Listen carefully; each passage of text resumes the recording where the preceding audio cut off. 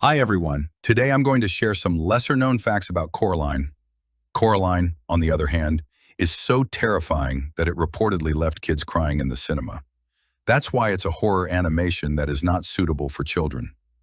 Coraline is an animation based on a novel. Even so, to make it more suitable for children, many parts of the book were still removed or cut out. Although animations for adult audiences are more common nowadays, before this film was released in 2009, horror animations made for adults were extremely rare.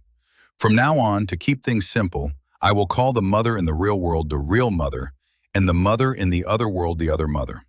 The story was considered so frightening that the original plan was to make it a live-action movie instead of an animation.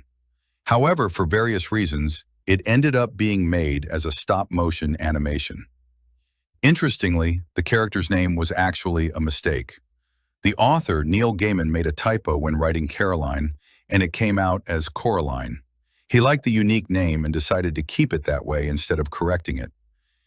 Everyone probably noticed that Mr. Bobinsky always seems to get her name wrong, calling her Caroline, but it turns out he's actually the one using the correct name all along.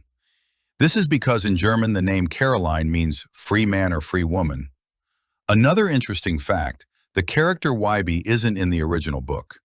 He was created for the movie to be the boy who tells Coraline about the history of the Pink Palace apartments and the beldam, the witch at the well. Underscored. The character Wybie was written into the movie so that Coraline would have someone to talk to and bounce ideas off of when she faced difficult problems. In the original book, Coraline's thoughts are revealed through her internal monologue. She mostly talks to herself. This works well on the page, but the filmmakers thought it would be awkward for a character to constantly talk aloud to no one in a movie. So, they created Wybie to act as an audience for Coraline, allowing her to voice her thoughts and feelings naturally. Upon arriving in the other world, Coraline is greeted by the other mother with a cake that says, "Welcome home." If you look closely at the lettering, you'll notice that the O in home is written with a double loop. That double-looped handwriting is a significant clue. In graphology, the study of handwriting analysis, a double loop is often considered a sign that a person is being deceptive or lying. This is a clever hint that the home in the other world is nothing more than an elaborate lie. On top of that, if you pay close attention, you'll notice the other mother never once eats the food she prepares. All of the real mother's perceived imperfections are fixed in the other mother to make her seem more appealing. For example, while Coraline's real mom has a slightly crooked nose, the other mother's is perfectly straight. The dark circles under the real mother's eyes from working late are also completely gone on the other mother. Furthermore, her real mother's messy, uneven hair is replaced with a perfectly styled look. Since the other mother is a witch powerful enough to fabricate an entire world, altering her own appearance would be a simple task. But despite this perfect facade, the other mother becomes progressively more terrifying with each of Coraline's visits. There's also a key difference in how the button eyes are presented. In the movie, the other mother doesn't attempt to sew buttons onto Coraline's eyes until her third visit. In the book, however, she makes this chilling offer the very first time Coraline crosses over into the other world. You've probably wondered about Mr. Bobinsky's strange blue skin and the medal he's always wearing on his chest. His background is a reference to a real-world tragedy. He's a Russian, and specifically a Chernobyl liquidator. The medal he wears is the one awarded by the Soviet government to the military and civilian personnel who were involved in the cleanup efforts after the 1986 Chernobyl nuclear disaster. His unnatural blue skin tone is a visual representation of the severe radiation sickness he would have suffered. The medal, therefore, honors him as a survivor of that catastrophic event. The blood drops on the medal are a poignant symbol, representing the victims who died in the disaster, and are sometimes interpreted as symbolizing the alpha, beta, and gamma radiation particles they were exposed to. Throughout the scenes set in the real world, insects are a recurring motif. You'll constantly see them flying or crawling around. This isn't just a random detail.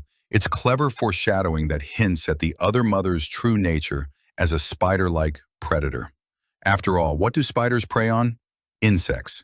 This suggests that the other mother chose the Pink Palace for her trap precisely because it was teeming with a food source for her. This insect theme becomes terrifyingly literal near the end of the film.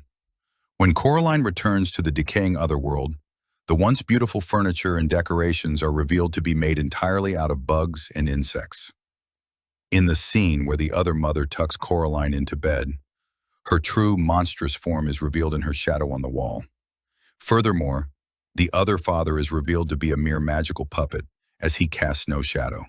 This shows a crucial limitation of the beldam's power. While she can create an entire world, she cannot replicate genuine shadows for her creations. And in the other world's dining room, the three portraits hanging on the wall are not just random decorations. They are images of the three ghost children, the previous victims who were trapped and had their souls stolen by the beldam. This implies that if Coraline had accepted the button eyes, the fourth portrait would have been hers, completing the beldam's collection of souls. When Coraline returns to the real world, she visits her eccentric neighbors, Miss Spink and Miss Forcible. They offer her some old taffy from a jar, and if you look closely, the jar is labeled with the years 1921, 1936, and 1960. These are the exact years that the three ghost children went missing. Later, in the scene where Coraline challenges the other mother to a game for her parents' freedom, the beldam cracks an egg into a pan. For a split second, the yolk forms the face of Jack Skellington, the protagonist of The Nightmare Before Christmas. This is a fun Easter egg with no deeper plot meaning. It's simply a nod from the director Henry Selick, who also directed that film. The moon in the other world acts as a timer for the beldam's magic. When Coraline first visits, the moon is full, representing the world at its most powerful and enchanting. However, with each subsequent visit, the moon wanes, symbolizing that the illusion is fading and the beldam's power is weakening. Once the moon disappears entirely, the fabricated world collapses, leaving behind only its true form, a giant, desolate spiderweb. Stay tuned for part 2, where I'll be back with more hidden facts.